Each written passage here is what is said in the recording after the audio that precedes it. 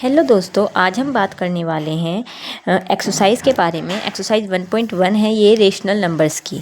पिछली वीडियो में हमने पढ़े थे commutative property, associative property, distributive property, closure property, identity property और इनवर्स प्रॉपर्टी।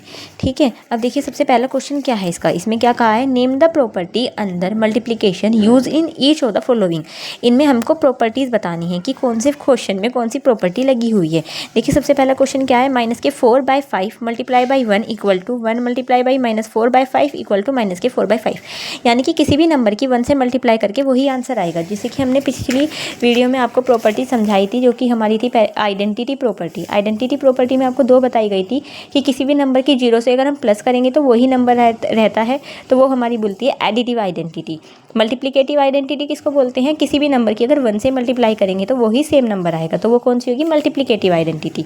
तो इस वाले क्वेश्चन में आपके कौन सी प्रॉपर्टी यूज़ हो रही है, मल्टीप्लिकेटिव आइडेंटिटी, क्योंकि देखो किसी भी नंबर की 1 से मल्टीप्लाई करेंगे तो वही सेम नंबर आएगा। अब दूसरा क्वेश्चन है हमारा ये, इसमें देखिए 2 डिजिट हैं, उनको पलट के लिख दिया तो आंसर इसमें भी दोनों सेम आएंगे। जैसे कि आपको पहले बताया गया था कॉम्यूटेटिव प्रॉपर्टी में कि a plus B equal to होता है b प्लस ए, तो वो कौन सी बोलेगी, एडिशन कॉम्यूटेटिव प्रॉपर्टी। लेकिन a multiply b equal to b multiply a होगा तो ये बोलेगी मल्टीप्लिकेटिव कॉम्यूटेटिव प्रॉपर्टी। ओके, अगर किसी भी नंबर की मल्टीप्लाई मतलब कि इस तरह से लिख लो या उल्टा करके लिख लो, दोनों तरीके से आंसर तो सेम ही आएगा। तो इसमें कौन सी प्रॉपर्टी लग रही है, कॉम्यूटेटिव प्रॉपर्टी। अब ये क्वेश्चन देखिए, इसमें क्या है, इन्वर्स कर दिया, इसको पलट दिया है और आंसर हमारा 1 आ रहा है।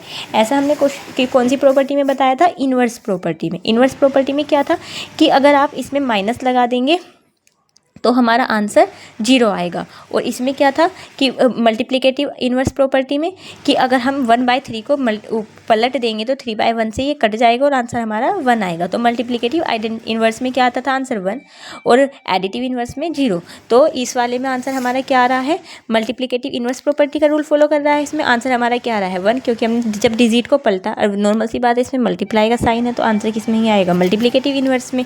अगर 0 आ रहा होता और बीच में प्लस का साइन होता तो वो भूल जाती है एडिटिव इन्वर्स। ओके, अब देखिए tell what property allow you to compute. ये हमको डिजिट दी गई है 1/3 मल्टीप्लाई 6 मल्टीप्लाई 4/3। इसको हमने 6 को इसमें मल्टीप्लाई में ले लिया, ब्रैकेट में ले लिया अंदर, और 4/3 को अलग निकाल दिया। तो ये हमने किस प्रॉपर्टी में पढ़ा था, एसोसिएटिव प्रॉपर्टी में। एसोसिएटिव प्रॉपर्टी में क्या बताया था, एक्स मल्टीप्लाई वाई इंटू में जेड लिख लो या एक्स वाई मल्टीप्लाई जेड लिख लो, दोनों तरीके से आंसर सेम ही आएगा। It follow for addition and multiplication. Associative property multiplication में और एडिशन में फॉलो होती है।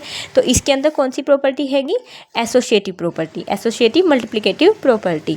The product of 2 rational number is always is. दो product of 2 rational number, 2 rational numbers का प्रोडक्ट हमेशा क्या होता है, रेशनल नंबर ही आता है।